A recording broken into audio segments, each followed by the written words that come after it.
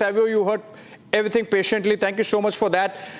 And since you have kept a close track of the developments in Manipur, you heard Mr. Haukip, you heard Mr. Joy Kumar. Essentially, what comes after the two is that the resignation of N. Biren Singh has really opened a window of not just one, but multiple opportunities to really make sure that Manipur is brought back on track with peace, durable peace in the quickest possible time. Though, of course, a lot of things would depend on who becomes chief minister next, whether the centre is contemplating president's rule, etc. But now that this window has opened, Savio, why did it take so much time for the centre and the BJP to decide on this issue? I'm sure BJP leadership knew that there is trouble for N. Biren Singh's leadership within the party, within the legislature party in the state itself. Thank you, Abhishek. It's wonderful to be with the other two panelists, and it's a very important discussion, primarily because Manipur has been in a state of conflict for the last over 20 months.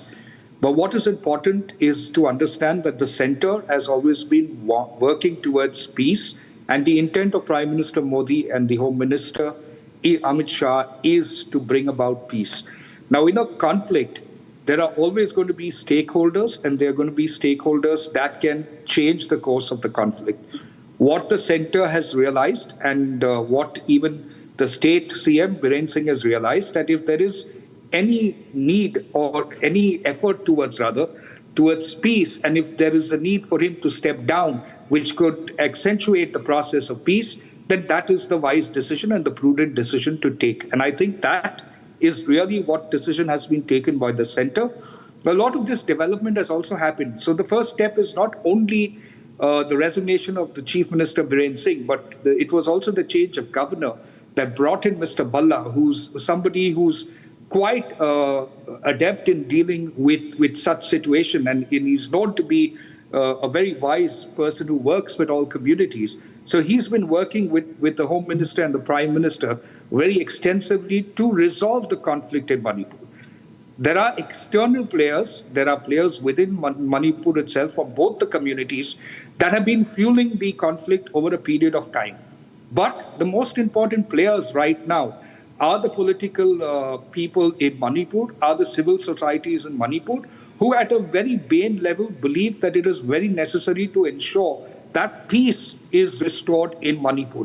Because with peace comes socio-economic development, which has been stalled over the last 21 months because of the conflict between the Meiteis and the Kukis. Right. So therefore, I think the objective of Prime Minister Modi and Amit Shah is to restore peace at any cost. And for that, if they had to take a decision where Biren Singh had to step down, it only shows their commitment to ensuring that both communities are at a position to at least come to the table and talk and resolve the conflict. See, eventually, Meiteis and Kukis represent what Manipur is all about.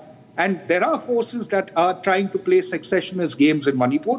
Whether they want to accept, both of them want to accept it or not, is that their choice. But that's the reality on the ground, and that's the information, even with the intelligence agencies as well.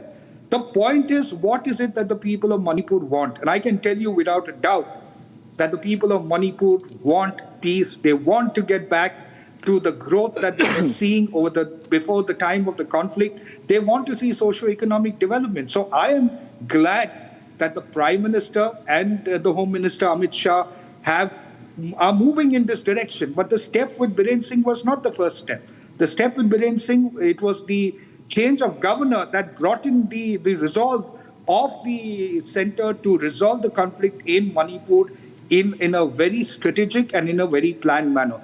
Now it is up to the Kukis and the Meiteis to come together and say, okay, let's come to the table, let's discuss, let us try and find within ourselves whether we need another leader.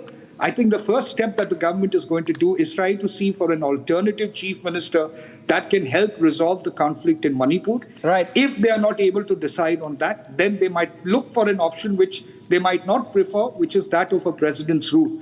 But now peace is in the hands of both the communities and even the other communities like the Nagas and the other people that form the civil society in Manipur. And I think It's a step in the right direction, and I think everybody is contributing towards it.